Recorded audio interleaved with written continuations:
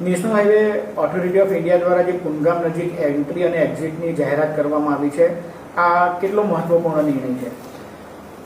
તો જોવા જઈએ તો અત્યારે દહેગામ પાસે એન્ટ્રી આપેલી હતી. એ દહેગામથી ભરૂચથી અંકલેશ્વર સિટીમાં થઈને ફરી કુંદગામ ક્રોસિંગ પાસે આવતા 1.25 કલાકથી 1.5 કલાક ટ્રાફિકમાં આવવું પડતું હતું.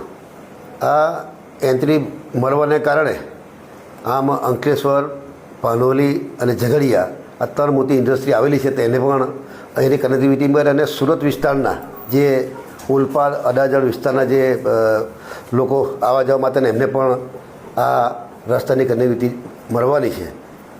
અને અમારા અંકલેશ્વર, પાનોલી અને ઝઘડિયાના ઇન્ડસ્ટ્રી એસોસિએશનના પ્રમુખશ્રીઓએ પણ મને વારંવાર રજૂઆત કરી હતી અને એને લઈને મેં આપણા રાજ્યના મુખ્યમંત્રી શ્રી ભૂપેન્દ્રભાઈ પટેલ સાહેબને પણ લેટર લખ્યો હતો.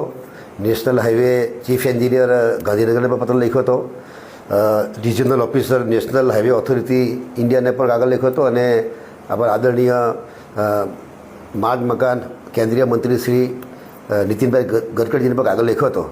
એને લઈને આ અંકલેશ્વર પાસે એક્ઝિટ અને એન્ટ્રી આપવાને કારણે અનેક લોકોને ફાયદો થવાનો છે.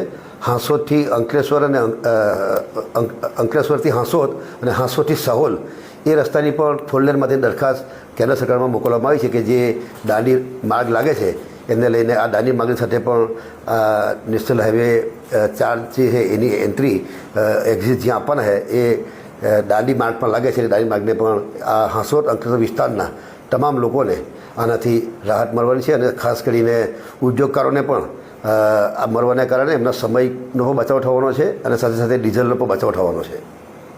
આ માટે હું કેન્દ્ર સરકારના આદરણીય મંત્રી શ્રી નીતિનભાઈ ગડકરીજી, આપણા વડાપ્રધાન શ્રી નરેન્દ્રભાઈ મોદી સાહેબ અને ગૃહમંત્રી શ્રી અને સહકારિતા મંત્રી શ્રી અમિતભાઈ સાહેબનો પણ હું આભાર માનું છું.